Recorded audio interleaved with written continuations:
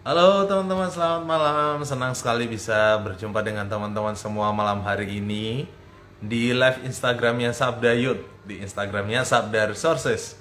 Nah, malam hari ini teman-teman, tentunya kita mau ngebahas satu topik yang hampir orang banyak tuh jarang mau ngebahasnya karena biasa menjadi momok tersendiri. Ya, tapi nggak masalah, kita akan bahas karena memang masih relate nih dengan Paskah kita ya. Masih berkaitan dengan Paskah. Malam ini kita mau ngebahas tentang Odette, where is your sting? Apa ini ya? Stay tune sampai akhir ya supaya teman-teman nggak penasaran, dan kita tentunya akan diskusi bareng. Aku invite teman-temanku terlebih dahulu ya. Ya, aku mau juga jelaskan sedikit teman-teman tentang Sabda Youth. Siapa tahu teman-teman yang hadir malam hari ini baru pertama kali join ya.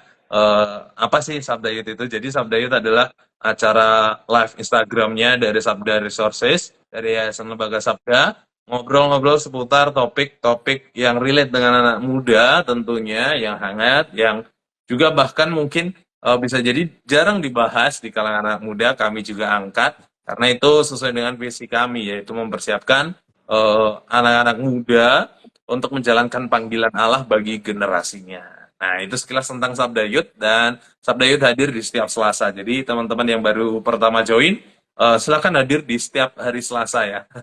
Di jam 7 malam. Oke, itu sekilas tentang Sabda Youth teman-teman, dan malam hari ini kita akan diskusi ngobrol bareng tentang Odette, where is your sting? Ditemani oleh Kak Citra, Ibu Oh, Yulia, dan Kak Yeskia. Silakan dari teman-teman memperkenalkan diri, supaya teman-teman di rumah kenal juga dengan teman-teman nih. Silakan dari Kak Yeskiel, terus ke Kak Citra, dan Ibu Yulia. oke, Silakan shalom Kak Yeskiel. semuanya, teman-teman semuanya shalom, selamat malam. Perkenalkan nama saya Heskiel Henok Yonatan. Saya pelayanan di Gereja Anglikan Indonesia di Batam tepatnya. Jadi saya lagi pelayanan di gereja itu. Mungkin singkat itu aja ya perkenalannya. Silakan yang lain. Mantap. Ya, thank you Kak Yeskiel. Silakan Kak Citra. Oke, selamat malam semua, shalom. Perkenalkan aku Citra Sari Theodora. Sekarang aku lagi di Balikpapan dan aku tertanam di HKBP di Balikpapan. Terima Mantap. kasih. Wih, KKBP. Mantap itu. Bu Yulia, silakan. Oke, saya Yulia, saya dari Solo, saya bergereja di Gereja Kristen Abdiel Abdi Sabda. Oh, Saya di Sabda. Gerejaku Abdi oh, Sabda dan aku kerja di Sabda. Oh, Iya. Mantap. Oke, aku Dapur juga mau Sabda. memperkenalkan diri teman-teman. Aku Ray, aku yang menjadi host di Instagramnya Sabda Youth, dan aku tentunya pelayanan di Sabda. Kalau nggak pelayanan di Sabda, nggak mungkin aku jadi host. Weh, iya. Oke, kita mulai diskusi kita, tapi sebelum kita berdiskusi, kita mau berdoa terlebih dahulu ya. Kak Citra boleh memimpin kita dalam doa? Boleh. Oke, teman-teman, yuk mari kita berdoa. Bapak yang baik, terima kasih Tuhan. Tuhan sudah mengumpulkan anak-anak Tuhan di tempat ini. Kami masing-masing dari tempat kami masing-masing dalam keadaan sehat. Kami mau berdiskusi Tuhan, Sabda Youth, tentang malam hari ini. Kiranya Tuhan berkati setiap kami. Apa yang kami diskusikan bisa menjadi berkat untuk yang menonton dan juga setiap kami. Terima kasih Tuhan. Dalam nama Yesus kami telah berdoa. Amin. Amin. amin. Amin. Nah, teman-teman semuanya membicarakan tentang kematian, ya kan? Memang bukan hal yang mudah gitu. Bahkan di beberapa tempat di daerah-daerah kita mungkin itu menjadi hal yang tabu untuk dibicarakan atau didiskusikan. Karena mungkin itu bagian dari kayaknya saru gitu kalau orang Jawa bilang, atau itu kayak menjadi doa dan segala macamnya. Jadi banyak larangan lah untuk dibahas gitu. Nah, menurut teman-teman sendiri nih, mengapa membicarakan tentang kematian itu tidak mudah gitu? Apa sih yang membuat orang eh, merasa takut mati gitu? Menurut teman-teman gimana? Boleh dari aku dulu ya. Menurut aku, karena kematian itu kan satu hal yang nggak bisa dihindari gitu. Jadi kadang-kadang mungkin lebih banyak bukan aku yang takut mati ya, tapi aku takut kehilangan orang-orang yang aku sayang, keluarga gitu ya. Jadi membayangkan kematian itu tuh susah gitu, jadi sedih gitu rasanya karena karena kematian itu kan nggak bisa nggak bisa kita terka waktunya kapan, bisa tiba-tiba dan itu tuh kan ngaruh ke psikologis manusia juga gitu. Jadi eh, itu sih pendapat aku, kenapa orang mungkin takut mati atau takut kehilangan orang yang dia sayang, ngaruh ke psikologis juga ya. Tiba-tiba kehilangan itu tuh sedih gitu rasanya. Itu sih Bang Rey. Ya, aku dulu waktu kecil aku nggak inget sih, kayaknya nggak takut sama kematian. Tapi setelah nonton TV gitu ya, zaman aku dulu kan TV kan baru-baru gitu ya. Setelah nonton TV banyak cerita-cerita yang mengerikan. Terus juga setelah dewasa lihat juga film-film tentang orang mati itu yang bikin serem gitu ya. Akhirnya eh, kebayang-bayang gitu sehingga konsep tentang kematian itu menjadi sesuatu yang menakutkan. Padahal sebelumnya itu enggak.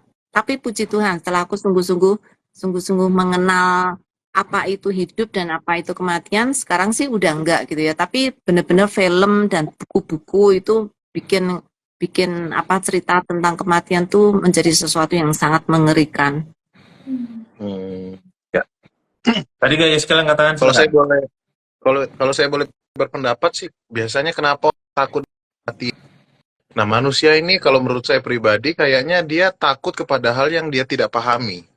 Manusia ini cenderung takut kepada hal-hal yang dia tidak pahami. Tapi ada juga saya pernah dengar dari salah satu filsuf Stoik, dia bilang begini, sebenarnya orang yang siap mati adalah orang yang siap hidup. Tapi kebalikannya, orang yang tidak siap mati sebenarnya adalah orang yang tidak siap hidup. Maksudnya apa? Kadang mereka takut kepada kematian, terkadang bukan takut karena mereka nanti mati, Ya. seperti yang Kak Citra bilang tadi, tapi takut kehilangan. Ada juga yang bilang kayak begitu kan. Tapi sebenarnya mereka takut mati jadinya, takut mati karena bagi mereka kayaknya ada banyak ya hal-hal yang belum dia selesaikan dalam hidupnya, atau mungkin ada achievement yang belum dia dapatkan, sehingga dia jadi kayak, aduh ini bukan waktunya untuk aku untuk pergi deh. Nah, gitu. Nah, itu dulu kayaknya kalau dari saya. Nah, ini ada satu komentar yang unik, agak lucu. Kenapa orang takut tentang kematian? Karena belum pernah mati.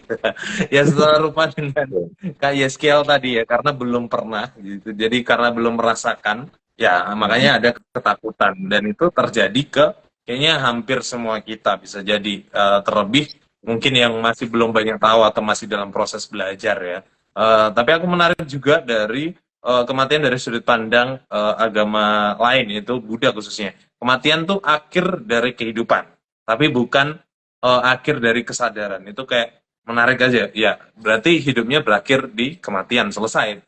Cuman kesadarannya masih ada. Itu agak unik. Ya, perlu mungkin bisa kita diskusikan di lain waktu juga tentunya. Tapi itu dari beberapa sudut pandang lain yang aku tangkap. Ya. Ya, menurut aku juga karena kematian itu kematian itu orang masih menikmati kehidupan di dunia sehingga mereka kalau mati itu mereka nggak rela gitu. Itu terbukti dari setiap zaman selalu ada cerita-cerita di mana orang mempertahankan bahkan mayat yang sudah mati pun disimpan karena harapannya suatu ketika nanti mereka bisa bangun lagi atau bangkit lagi gitu ya. Itu khususnya raja-raja yang punya uang, orang-orang kaya, Ya. itu mereka melakukan apa saja yang mereka bisa untuk bisa mempertahankan supaya mereka itu akan bisa hidup lagi gitu ya. Iya benar-benar. Kayak mumi di. Ya. Silakan dulu. Ya. Boleh Bang Yeskiel duluan aja. Mungkin yang Ibu Yulia bilang itu mungkin jadi mirip dengan konsep mumi di Firaun gitu, mumi di Mesir ya jadinya ya. Jadi mereka Ya, kayak betul. mempersiapkan sebaik mungkin nanti akan dihidupkan gitu. Betul. Oke, aku ya. mungkin ada juga teman-teman yang ngikutin teknologi zaman sekarang yang belakangan itu ada kan teknologi yang apa namanya, ada satu orang nih yang kehilangan peliharaan, tapi ada satu teknologi yang bisa membuat cloning seperti itu. Jadi saking rasa kehilangannya itu dia nggak menghadapi ada pilihan lain untuk bisa cloning si apa namanya peliharaannya itu gitu ya. Dan juga mungkin di beberapa suku di Indonesia juga ada kan yang apa kerabat atau keluarga yang sudah meninggal tapi masih ditempatkan berada di sekitarnya dia gitu. Jadi dari ini kan betapa rasa kehilangan itu susah banget kita hadapi. Itu satu keadaan psikologis yang benar-benar untuk semua manusia pun kalau ngerasain sedih banget, susah kita hadapi gitu. Nah, dari diskusi ini aku belajar bahwa konsep atau pengertian dari kematian itu bisa berbeda-beda ya teman-teman. Ya. Tapi kita belum diskusi ini tentang kematian dari sudut pandang Kristen. Jadi menurut teman-teman nih, apa kata Alkitab mengenai kematian? Siapa Ya. mau duluan? Oke. Ya, aku duluan ya. Yes. Ya, Alkitab sebenarnya ngomong banyak sekali tentang kematian, dan Alkitab tidak pernah malu-malu, tidak pernah menyembunyikan tentang masalah kematian. Bahkan sejak awal di kitab Kejadian, Alkitab sudah menyebutkan gitu ya tentang kematian. Terutama ketika Tuhan berkata kepada Adam, jangan makan buah ini. Kalau you makan buah ini, you akan mati. Oh, Ya. itu apa? Satu statement pertama yang Allah sudah perkenalkan kepada manusia tentang konsep mati. Kalau you makan, you akan mati. Tapi setelah Adam makan ternyata nggak mati. Dan selanjutnya kita tahu bahwa ternyata Alkitab itu berbicara tentang kematian itu bukan dari satu sisi, yaitu kematian fisik, tetapi juga kematian rohani. Yang dialami Adam itu bukan kematian fisik, langsung nggak mati, tetapi dia terputus hubungan dengan Allah sehingga dia mengalami kematian yang namanya kematian rohani. Dan Alkitab juga mengatakan sampai Wahyu kita bilang akan ada kematian kedua gitu, atau kematian kekal yang akan dialami oleh orang yang tidak percaya kepada Yesus. Ya. Ya. Aku ya teman-teman. Oke, menarik kematian dari sudut pandang Alkitab. Ya, sepakat sekali dengan Bu Yulia tadi. Makanya Paulus kan menuliskan sebab upah dosa ialah maut atau kematian itu sendiri, yaitu kematian fisik, kematian rohani dan kekal. Kalau kita lihat di kejadian kan yang pertama terjadi memang kematian rohani gitu. Tapi setelah itu kematian fisik juga terjadi, walaupun usianya cukup panjang kalau di era-era kejadian ya. Ya. Usianya masih ratusan, bahkan hampir 1000, ada yang hampir 1000. Tapi ya itu, kematian pasti terjadi. Itu sih, kalau di dalam Alkitab. Aku duluan boleh ya Bang Eskiel ya? Kalau menurut Silakan. sekarang aku nih, kematian itu kan menurut Alkitab juga yang aku baca itu kan satu siklus ya, bahwa siklus kehidupan manusia gitu, bahwa setelah ada kehidupan ada kematian juga. Nah, tapi yang jadi pertanyaan adalah apakah kematian itu adalah akhir dari kehidupan dan akhir dari segalanya? Ya belum tentu gitu ya. Ada kehidupan setelah kematian gitu. Itu menurut aku. Kak Geskel tadi, silakan. Oh, saya sebenarnya sebelum menanggapi pertanyaan ya, tapi saya tuh kayaknya mau pengen disclaimer dulu bagi semua penonton. Karena sebenarnya kita yang lagi membahas tentang kematian ini kan belum pernah mati semuanya kan. Semuanya belum pernah merasakan kematian. Ya. Terkadang ada orang yang di luar sana tuh cukup skeptis ya. Jadi mereka berpikiran ini mereka yang tidak pernah mati terus mau bahas tentang kematian. Nah, ya memang sebenarnya kita tidak perlu mati dulu untuk bahas tentang kematian kan sebenarnya. Karena apa? Karena sebenarnya Tuhan menyediakan satu buku panduan bagi kita, yaitu Alkitab itu sendiri. Di mana Alkitab ini menjadi suatu buku yang menjelaskan bagi kita tentang apa alasan kita datang, kenapa ada kita di dunia, dan kemana kita akan pergi setelah kematian. Dan nanti jadi nyambung tuh dengan pertanyaannya Kak Citra. Jika kita meninggal, kemana kita akan pergi? Nah, Ya. mungkin itu dari saya. Ya. Ray, aku nggak bisa lihat kamu angkat tangan nggak nih? Enggak, Bu. Oh Enggak, enggak. Bu, lanjut. Ini Oke, ini ada komentar dari Ibu Evi Broto. Sering kita takut mati karena takut proses matinya mungkin. Maunya mati yang prosesnya tidak sakit. Ya, takut mati itu takut karena nanti matinya karena apa gitu ya. Maksudnya karena sakit Hmm, kah, karena hmm, kecelakaan kah, karena apa. Itu yang mungkin ditakutkan. Takutnya kalau sampai menderita dan sampai akhirnya mati itu pasti bukan apa yang namanya, bukan harapan orang gitu ya. Kalau bisa ya tidur mati udah selesai. Ya, hmm. tapi setuju tadi ya dengan Citra, kehidupan tidak hanya berhenti ketika kita mati. Masih ada kehidupan selanjutnya yang menunggu kita dan itu jauh lebih lama daripada kematian yang kita hadapi sekarang gitu ya.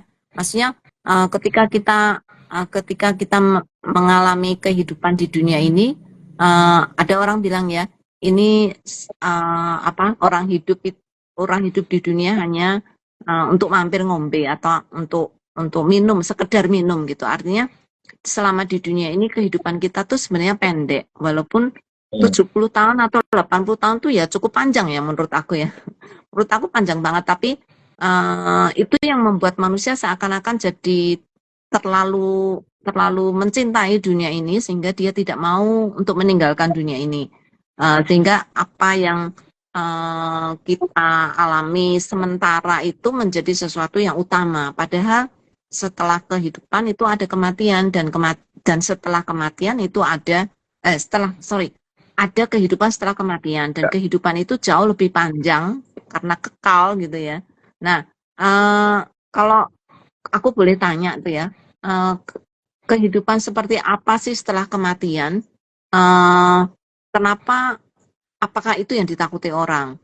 Menurut kalian, apakah kehidupan setelah kematian itu sesuatu yang baik, sesuatu yang tidak baik, atau sesuatu yang seperti apa? Apakah itu juga sesuatu misteri yang semua orang mungkin nggak expect gitu ya, nggak tahu akan seperti apa?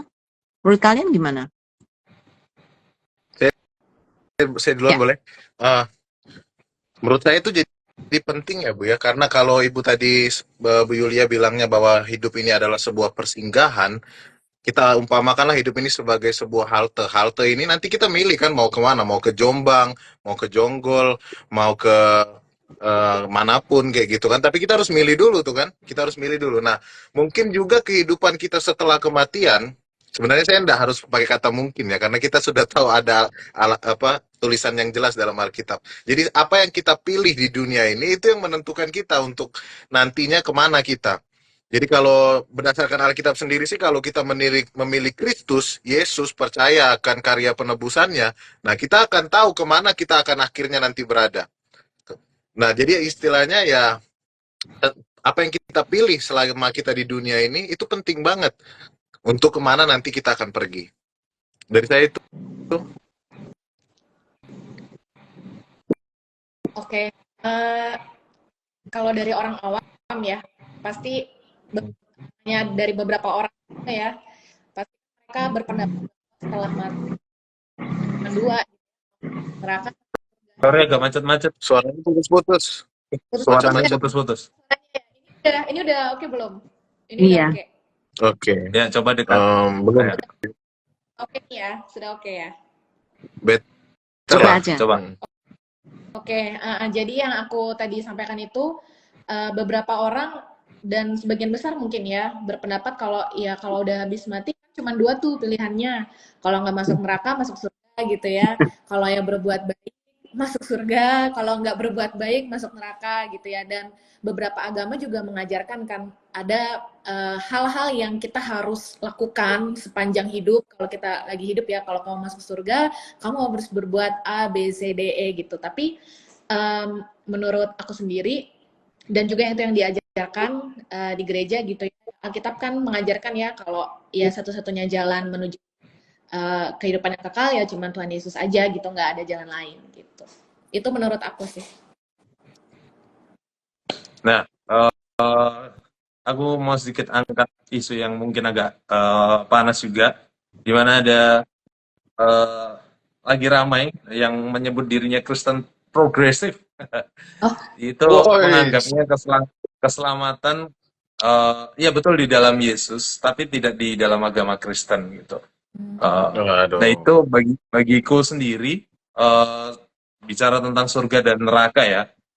Tadi Kak Dora, Kak Citra Theodora sudah menyampaikan kalau memang eh, keselamatan hanya ada di dalam Yesus Kristus. Nah, itu.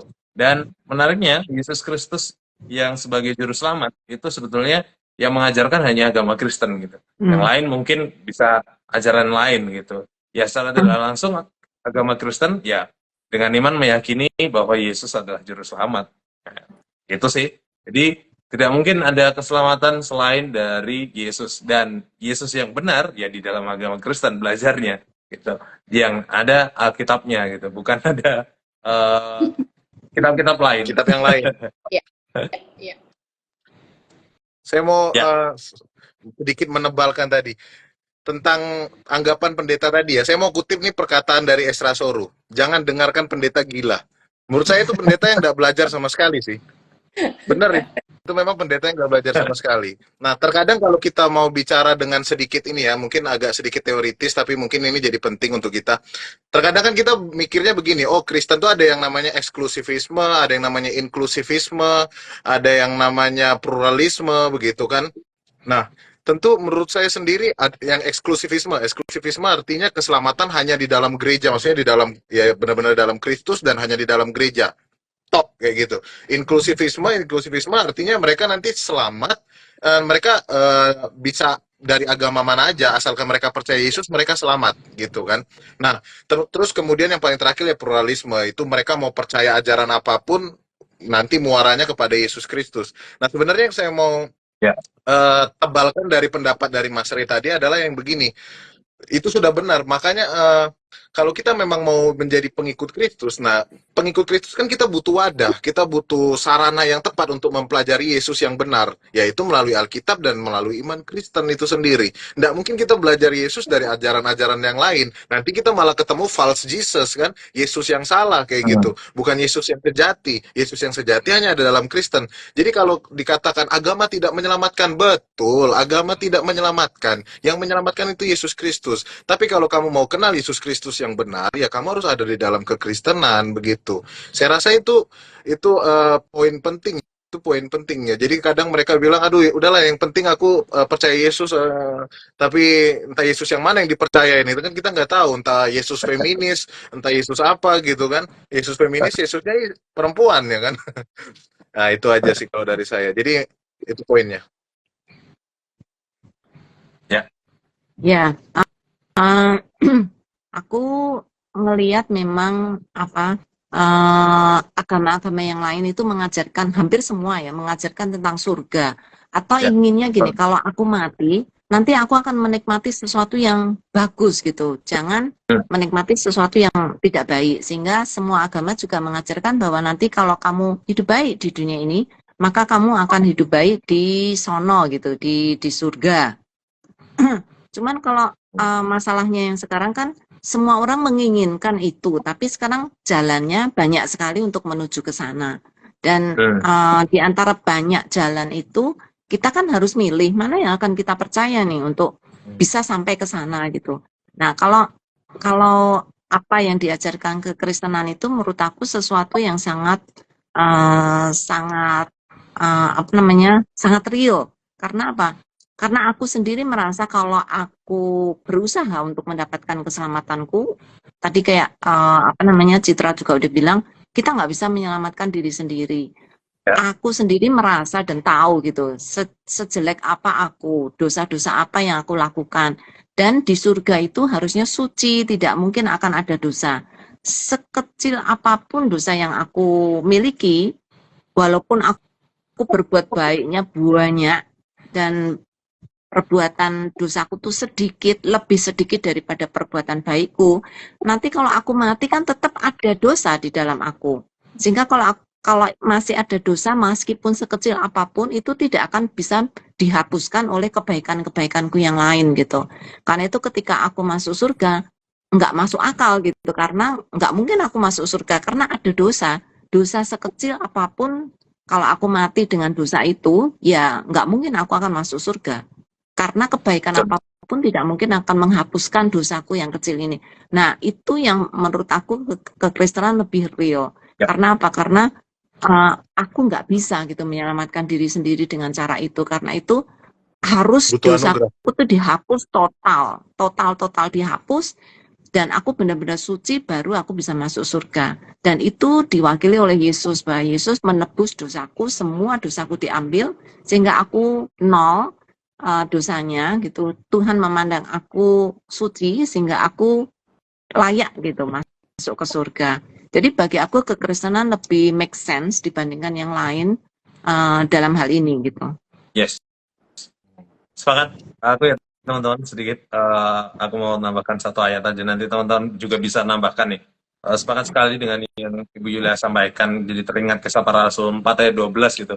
Dan keselamatan tidak ada di dalam siapapun juga selain di dalam Dia, Yesus Kristus tentunya. Sebab di bawah kolong langit ini tidak ada nama lain yang diberikan kepada manusia yang olehnya kita dapat diselamatkan. Nah, jelas clear pada bagian ini jelas Yesus satu-satunya jalan menuju keselamatan atau surga kalau kita bicara tentang kehidupan setelah kematian. Itu sih. Ya. Dari saya ya. Jadi memang benar sih, kita sebenarnya nggak bisa selamat dengan kemampuan sendiri. Ada orang tuh yang bilang, waduh iya saya berusaha untuk cari amal lah supaya nanti saya bisa selamat. Ya kan kalau bisa ya nggak bolong lah ininya, war takjilnya, nggak ya puasanya maksudnya. Nah, jadi mereka kayak berusaha sekali untuk bagaimana caranya mereka untuk mencapai surga itu dengan usaha mereka gitu kan. Nah, padahal sebenarnya kalau di dalam Alkitab sendiri, misalnya dalam Yesaya 64 ayat 6, dia bilang begini, demikian kami sekalian seperti orang najis dan segala kesalehan, kami seperti kain kotor. Jadi memang mau mereka baik seperti apapun kalau tidak di dalam Kristus, tidak berada di dalam Yesus Kristus, sorry to say, memang mereka nggak bisa selamat. Dan untuk teman-teman juga ya, ini saya menegaskan juga bagi teman-teman yang mungkin menonton live ini, jika kita di luar Kristus tidak akan bisa selamat. Sorry to say, mau apapun yang kamu percaya, karena keselamatan itu hanya dalam Kristus. Karena di ayat bagian Alkitab yang lain juga, misalnya di Yohanes 14 ayat 6 berkata begini. Yesus sendiri berkata, Akulah jalan dan kebenaran dan hidup, tidak ada seorang pun yang datang kepada Bapa tanpa melalui aku. Kepada Bapa ini mungkin bisa kita gambarkan juga dengan kata lain kepada surga misalnya. Tanpa melalui aku. Akunya siapa? Yesus Kristus. Dia adalah jalan, dia adalah kebenaran, hanya melalui dia, dan dia adalah hidup yang kekal. Jadi kalau ada orang bilang kan, oh kalau kita mau ke Kediri, kita bisa lewat mana? Oh kita bisa lewat sana, atau kita bisa lewat selatan, lewat sini, lewat situ. Tapi kalau ke surga, tidak ada jalan lain, hanya melalui Yesus Kristus. Jadi kalau teman-teman yang mungkin mendengar live ini dan mungkin masih ragu untuk percaya kepada Yesus Kristus, buat pilihanmu sekarang. Nah, dan kalaupun kita memilih Yesus Kristus sebagai jalan keselamatan kita, itu saya percaya itu bukan karena hasil kemampuan kita, enggak, tapi karena kita dianugerahi untuk percaya kepada Yesus Kristus. Nah, itu kalau dari saya sih. Ya. Kak Citra tadi angkat tangan. Oh, enggak. Ya kalau gitu beri statement boleh. Kayaknya kita ada satu ya. Ini kita ini penonton yang di rumah boleh ngasih pendapat juga loh. Iya. Iya, teman-teman silakan kasih pendapat atau pertanyaan juga boleh, biar kita rame. Gimana nih Oke. menurut teman-teman?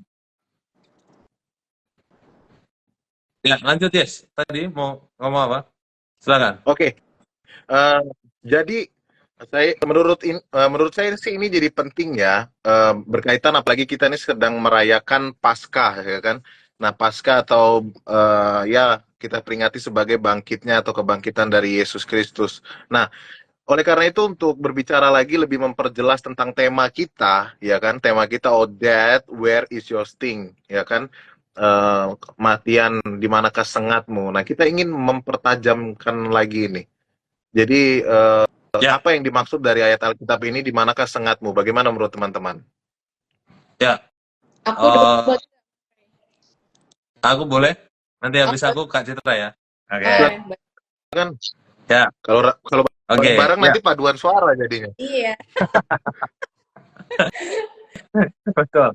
Aku dulu nanti Kak Citra boleh tambah ini. Tema kita tuh sebetulnya diangkat dari 1 Korintus 15 ayat 55 ya.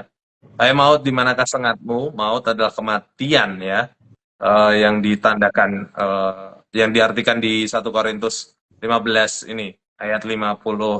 Mungkin aku boleh bacakan lengkapnya sedikit ya, biar teman-teman paham. Hai maut, di manakah kemenanganmu? Hai maut, di manakah sengatmu? Gitu. Jadi yang dimaksud ini adalah, kalau perikopnya kan tentang kebangkitan tubuh atau kebangkitan kita gitu. Maut telah dikalahkan melalui kematian Yesus Kristus, dan kebangkitan Yesus itu memberikan kemenangan, sehingga Roma 6:23, sebab upah dosa ialah maut, itu sudah dihancurkan, dikalahkan, dipatahkan. Makanya bisa Paulus mengatakan seperti itu, hai maut, di manakah sengatmu gitu. Kekuatanmu atau powermu itu sudah nggak ada, karena kemenangan yang diberikan kebangkitan Yesus Kristus, melalui kebangkitan Yesus Kristus itu begitu. Dan Kejadian 3 ayat 15 juga kita sudah pahami kalau setan itu akan diremukkan kepalanya. Jadi ya memang sengat itu berbicara tentang kekuatan, powernya dosa atau maut atau iblis itu, dan itu semua sudah hancur, selesai gitu. Dan semua karena kebangkitan Yesus. Itu dariku. Oke. Silakan Kak Citra tadi. Oke, aku sih mau highlight ini tentang yang menarik perhatian aku, judul diskusi malam hari ini ya, Mas Re dan Bu Yuli dan Bang Yeskiel ya. Aku mau highlight soal sengat. Aku jujur jarang banget nih denger kata sengat gitu. Nah, jadi kalau menurut KBB ini aku lagi searching juga, sengat itu mungkin ini bisa jadi dasar juga ya untuk diskusi kita malam hari ini ya. Itu adalah alat tajam dan berbisa pada serangga dan binatang lain seperti lebah, lipan, dan kala untuk menyerang atau mempertahankan diri. Alat tajam dan berbisa kan berarti mungkin konotasinya negatif ya, atau ya itu ya, sengat itu adalah negatif gitu ya. Mungkin ini bisa jadi base untuk diskusiin soal sengat di manakah sengatmu gitu ya. Gitu, dari perspektif Kristen juga gitu. Boleh saya berpendapat? Silakan. Atau Ibu Yulia duluan? Enggak, saya. Ya, menurut saya sih kata sengat itu seperti perumpamaan ya. Jadi kesannya itu alegori gitu loh. Ini nih kayaknya mau mengatakan bahwa ya sengat itu kemampuannya iblis. Kan iblis ini kan dia adalah pembunuh manusia sejak semula kalau dalam Alkitab kan. Jadi memang sengatnya iblis, kekuatannya iblis, kemampuannya iblis untuk membawa manusia itu kepada kematian kekal sudah tidak ada. Istilahnya kalau macan itu mungkin cakarnya udah hilang, giginya udah ompong, masih bisa gigit nggak? Masih bisa gigit, tapi nggak akan membawa kepada kematian. Iblis masih ada nggak? Masih ada. Masih bisa goda kita nggak? Masih goda kita. Tapi mau sehebat apapun iblis menggoda kita, godaan itu tidak akan membawa kita kepada kematian kekal, asalkan di dalam Kristus. Nah, itulah artinya di mana Yesus Kristus yang melalui karya salibnya, dia membuat sang iblis itu kehilangan sengatnya, kehilangan powernya. Macannya ada, tapi kukunya hilang, tariknya hilang. Masih gigit nggak? Masih gigit, tapi nggak bisa membuat mati. Ya paling bengkak-bengkak dikit lah. Kalau aku lihat hidup lebah ya, ini kan sengat itu kan miliknya lebah atau tadi lipan atau beberapa. Itu biasanya alat yang dia pakai untuk mempertahankan diri. Jadi kalau dia diserang musuh, maka dia akan keluarkan sengatnya dan dia akan menusuknya. Tetapi kenapa tadi bahasa alegori ya, maksudnya bahasa gambaran gitu ya, simbol. Sengat ya, ketika lebah ini sudah menyengat dan kehilangan sengatnya, dia mati. Nah, kan ironis kan? Jadi dia itu pakai itu untuk mempertahankan diri, tapi ketika dia menyengat, dia sendiri mati.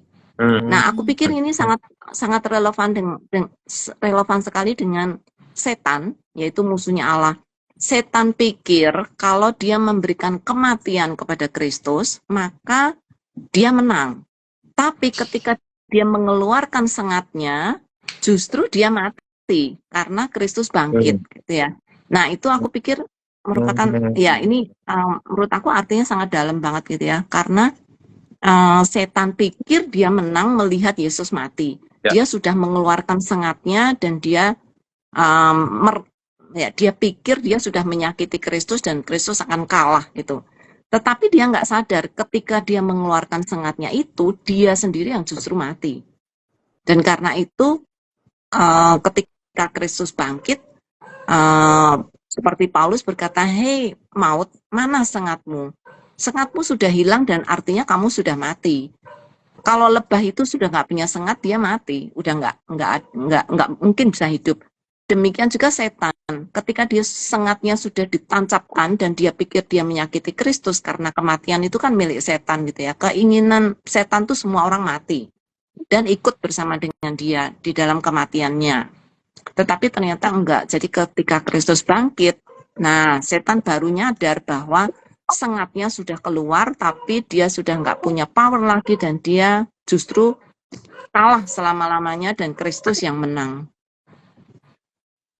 Menarik sekali yang disampaikan Bu Yulia. Gitu. Luar biasa sih maksudku. Ibaratnya setan itu punya power, tapi itu power yang terakhir dan dia menganggap kalau dia bakal menang, dan ternyata dia kalah gitu. Dan Paulus juga kan menegaskan ya, jika Kristus tidak dibangkitkan kan sia-sialah kepercayaan kita dan kita masih hidup dalam dosa gitu. Tapi karena kebangkitan Yesus ini, ternyata maut itu semua sengatnya itu selesai semua dan kemenangan, benar-benar kemenangan diberikan gitu untuk kita yang percaya kepada Dia. Amin. Nah, itu sebabnya aku pikir orang-orang Kristen harus mengerti doktrin ini dengan benar ya. Supaya apa? Dia melihat kematian itu sebagai satu kemenangan. Jadi bukan sesuatu yang menakutkan. Itu sebabnya ketika itu di Injil juga dibilang ya, ketika manusia menjadi cinta akan nafsu atau cinta akan dunia ini, maka dia tidak lagi cinta kepada Allah. Kalau kita masih tetap ingin hidup di dunia ini selama-lamanya, artinya kita tidak ingin bersama-sama dengan Allah. Dan itu artinya kita sudah ada di dalam cengkeraman dunia dan keinginan dunia atau nafsu duniawi yang membuat kita terbelenggu sehingga kita tidak mau mati. Sehingga kalau bukan berarti kita boleh bunuh diri ya, Mas ya. Orang Kristen harus tidak takut akan kematian. Karena dengan kita kematian, kita percaya dengan iman kita akan dibangkitkan, dan ketika kita dibangkitkan, kita akan hidup selama-lamanya. Di sana jauh lebih enak, lebih bagus, lebih aman dibandingkan kita ada di dunia. Sangat bodoh sekali kalau orang Kristen cinta dunia ini dan nggak mau mati gitu ya. Bagaimana teman-teman yang sudah nonton ini, apakah jadi semua ingin mati sekarang? Enggak ya. Pasti semuanya masih ingin hidup. This time di dalam waktu Allah gitu ya, kita kalau bunuh diri itu kita juga berdosa. Ya. Malah nggak ke surga, malah ke tempat yang lain nantinya. Ini tadi ada Kak Evi Broto nih lagi komen, biasanya penginjilan dimulai dengan pertanyaan ini juga. Kalau Anda mati, tahukah Anda akan kemana? Biasanya ini jadi komunikasi awalnya aktif. Oke. Oh, ya, mantap masukannya, terima kasih Kak. Relate itu ya. Itu salah satu metode penginjilan yang klasik yang sepertinya masih efektif juga bagaimanapun, karena ya itu tadi kita sudah singgung banyak orang yang takut mati, tapi di menjelang akhir ini kita sudah diyakinkan gitu kalau kematian itu sebuah kebahagiaan harusnya, karena sebuah kemenangan melihat sebuah kematian itu. Dan lagi-lagi Paulus juga kan telah memberikan gambaran atau memberikan motivasi dan pengarahan gitu kepada kita bahwa mati adalah keuntungan gitu. Nah, ini baru aja disinggung, Bu Evi Broto sudah singgung, hidup adalah Kristus, mati adalah keuntungan. Nah, betul sekali. Nah, jadi seharusnya memang kita memandang kematian itu bukan sebuah ketakutan, bukan lagi sebuah ketakutan atau hal yang momok gitu yang harus kita hindari. Tapi bukan berarti juga kalau kita mungkin diperhadapkan dengan kematian, kita tidak punya self defense atau berusaha untuk hidup juga gitu. Bukan seperti itu tadi Iya. teman-teman juga sudah singgung. Bukan berarti kita nyerah lalu bunuh diri selesai. Ya udah kalau waktunya mati ya mati, nggak gitu juga ya teman-teman. Kita juga tetap harus jaga kesehatan ya kan. Itu salah satu Iya, contohnya, betul. bertahan hidup kan, jaga kesehatan. Wah, seperti itulah. Silakan teman-teman. Ya, itu sebabnya kan Paulus berkata hidup adalah Kristus. Artinya hidup itu berharga karena kita bisa dipakai Tuhan untuk menjadi jalan bagi kemuliaan bagi Dia. Jadi hidup harus dipelihara baik-baik. Tetapi bukan berarti kita menjadi cinta akan dunia ini. Nah, kebanyakan orang nggak mau mati kan karena cinta dunianya masih sayang. Oh, nanti saya nggak mau kehilangan ini itu. Wah, harta saya banyak. Saya belum menikmati hidup senang-senang. Saya belum begini, Belum belum nikah. begitu gitu ya. Sebenarnya itu sebenarnya motivasinya adalah kedagingan gitu, bukan hidup benar-benar untuk Kristus. Makanya Paulus tuh kematian dan keuntungan itu tidak berdiri sendiri, tetapi karena hidup bagiku ada Kristus. Tidak. Jadi kalau kita hidup bagi dunia ya lebih baik ya kita nggak hidup gitu karena toh kita akan celaka selama-lamanya. Tetapi kalau kita hidup di dalam Kristus, maka mati itu menjadi keuntungan karena kita akan mendapatkan sesuatu yang jauh lebih indah. Bahkan kita bisa bertemu dengan pencipta kita. Saya sih sampai hari ini, aduh pengen banget gitu, melihat Tuhan tuh kayak apa gitu. Betapa indahnya kalau aku tuh bisa bertemu muka dengan Allah, itu merupakan satu kebahagiaan yang luar biasa. Tapi sementara di sini, aku melakukan hal yang terbaik untuk Dia, untuk menyenangkan Dia. Amin. Amin. Makanya salah satu miliarder sampai bangun bunker ya, supaya hartanya nggak habis. Tapi itulah satu bentuk kesalahan untuk hidup bukan untuk Kristus. Dan kita malam ini banyak belajar tentunya. Dan waktu juga terus berjalan ya. Jadi masih banyak kita tentunya bisa explore lebih dalam gitu. Hal-hal terkait kematian dan tentunya seru bisa extend ke kanan dan ke kiri. Cuman waktu memang membatasi kita malam hari ini. Next time kita sambung lagi dengan topik yang baru atau juga lanjutkan topik ini karena sepertinya masih panas. Dan teman-teman di rumah sepi-sepi baik nih. Aku harap teman-teman setelah menyimak diskusi malam hari ini semakin yakin kalau hidup teman-teman sekarang itu untuk Kristus ya. Dan kalaupun menghadapi kematian, itu kematian dari sebuah kemenangan yang diberikan Kristus kepada kita. Oke, terakhir dari teman-teman boleh berikan closing statement-nya. Dari Kak Citra terlebih dahulu, terus Ibu Yulia, terus Kak Yeskiel, terus ke aku. Silakan. Oke, meng-highlight ayat terakhir tadi ya. Sebenarnya tadi mau bawa ayat terakhir itu untuk jadi closing statement, tapi udah nggak apa-apa. Tapi meng-highlight ayat-ayat ini ya, ayat kesayangan juga itu ya, bahwa Filipi 1 ayat 21, bagiku adalah Kristus adalah hidup, tapi mati adalah keuntungan. Jadi ya buat kita orang percaya, kematian itu bukan akhir tapi awal dari kehidupan yang lebih baik bersama Tuhan gitu. Itu Bang Ray. Ya. Teman-teman yang di rumah kalau masih punya pikiran takut akan kematian, mari kita mendekat kepada Kristus gitu, karena Kristuslah yang sebenarnya memberikan kemenangan atas kematian. Karena Kristus maka kita tidak lagi takut akan kematian. Maka dekatlah kepada Dia, percaya kepada Dia, terima Dia sebagai juru selamatmu pribadi, maka kematian itu sudah tidak akan menjadi ketakutan bagi kita, tapi justru menjadi satu kerinduan untuk kita bertemu dengan Allah sehingga kita boleh hidup selama-lamanya bersama dengan Dia. Thank you. Oke, closing statement dari saya mengenai ayat ini yang menjadi dasar dari pembicaraan kita, 1 Korintus 15 ayat 55, hai maut di manakah sengatmu. Ini sebenarnya merupakan satu kalimat Paulus, di mana Paulus, kalau saya baca ini mungkin seperti mengejek kekuatan dari kematian itu sendiri. Hai maut di manakah sengatmu. Dia seperti seolah-olah mengejek. Nah, kita tahu bahwa Paulus adalah orang percaya, dan mungkin ini yang bisa kita implementasi dalam hidup kita, di mana kita orang percaya, dia itu seperti, hai maut di manakah sengatmu. Karena dia tahu kalau yang nyelamatin itu Yesus Kristus gitu loh. Karena Yesus Kristus kalaupun dia mati, kalaupun dia nanti akan binasa tubuh lahirianya ini, dia akan bertemu dengan Kristus dan mempunyai hidup yang kekal. Nah, oleh karena itu seperti yang disampaikan oleh teman-teman itu menjadi penting bagi kita semua tadi, seperti yang disampaikan oleh Kak Citra dan juga Bu Yuli. Kalau memang kita yang jangan jadi takut kepada kematian, tapi juga harus diingat jangan cari mati juga, gitu kan?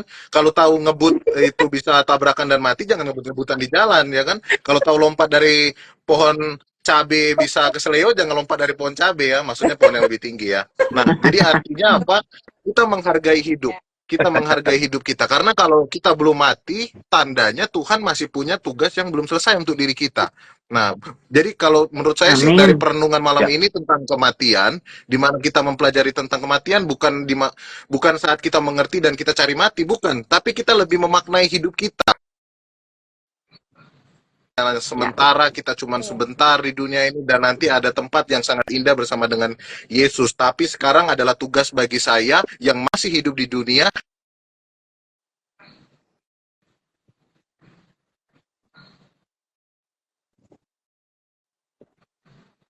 Duh, putus-putus. Hmm.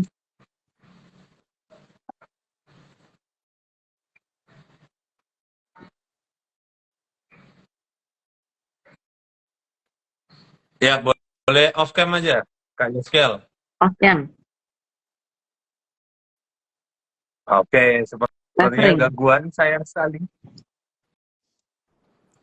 Padahal sudah terakhir dan closing statement-nya sangat seru dan panas nih.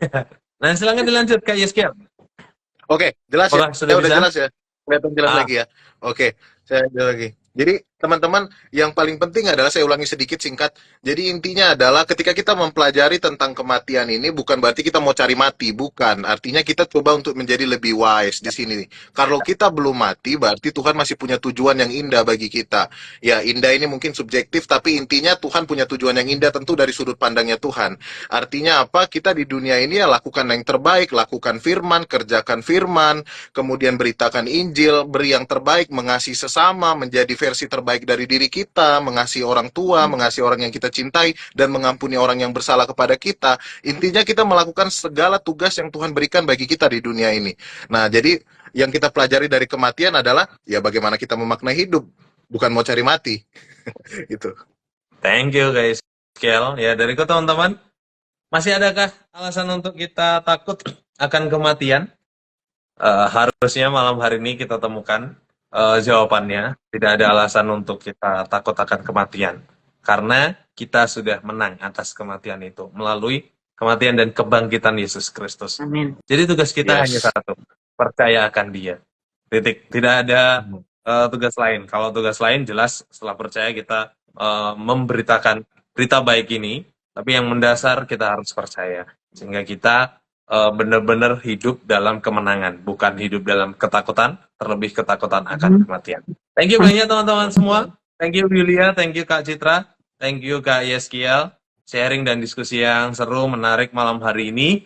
Dan teman-teman di rumah, thank you yang sudah memberikan komentar, yang sudah menyimak juga, karena ada komentar dari Kakak Uca tadi, nyimak gitu.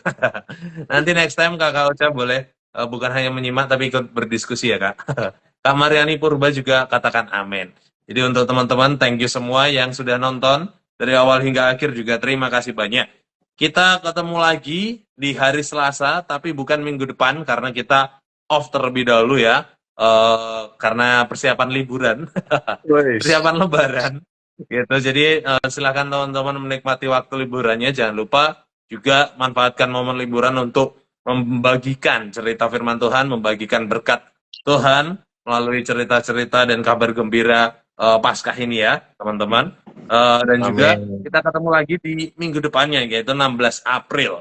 Dengan topik Go and Tell, pergi dan ceritakan atau beritakan. Jangan lupa hadir di hari Selasa di jam 7 malam, waktu Indonesia Barat tentunya. Kalau yang ada di waktu tengah ataupun timur, silakan sesuaikan. Karena kita live jam 7 malam di Instagramnya Sabda Resources tentunya. Silahkan follow supaya nggak ketinggalan, sehingga Follow. di hari Selasa dapat notifikasi, langsung aja join, kita live dan kita diskusi bareng-bareng. Oke, thank you banyak sekali lagi teman-teman semua. Kita tutup diskusi kita malam hari ini. Minta dengan kasih Kak Yeskiel boleh berdoa. Oke, mari kita bersatu dalam doa. Tuhan Yesus, kami mengucap syukur untuk kami semua yang sudah dapat berbincang-bincang melalui alat Tuhan yang Tuhan pakai, yaitu Lembaga Sabda. Kami berdoa untuk Lembaga Sabda, Tuhan memberkati baik siapapun, setiap orang yang bekerja di dalam.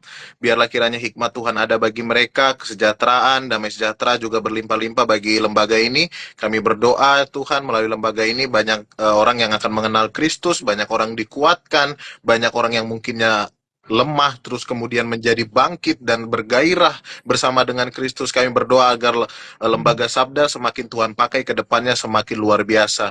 Berkati juga secara khusus untuk Pastor Ray dan juga untuk Ibu Yulia, kiranya Tuhan memberkati mereka dan Tuhan mengasihi mereka yang bekerja di Lembaga Sabda ini, dan biarlah kiranya damai sejahtera ada juga bagi mereka, dan juga untuk bagi Kak Citra dan juga hambamu secara pribadi. Terima kasih Tuhan, dan kami juga tidak lupa berdoa bagi setiap mereka yang menonton acara live kami pada malam hari ini. Tuhan memberkati, Tuhan mengenal mereka pribadi lepas pribadi, entah masalah apapun yang mereka miliki, atau mungkin mereka tidak punya tempat untuk sharing kepada siapapun, tapi yang jelas mereka tetap punya tempat untuk sharing kepada Tuhan. Dan biarlah Tuhan yang paling mengenal setiap mereka dan menguatkan mereka, sehingga menaruh iman yang kuat juga dalam hati mereka dan menguatkan mereka semua. Terima kasih Tuhan Yesus, di dalam nama Allah Bapa, Putra, dan Roh Kudus, ketiganya yang esa kami berdoa. Amin. Amin. Thank you banyak teman-teman. Sampai jumpa Amin. minggu Oke, depan Selasa sampai depan. jumpa. See you. Bye-bye. Bye. Mas Ri, Keluarga. Bu Bye. Thank Yulia. you.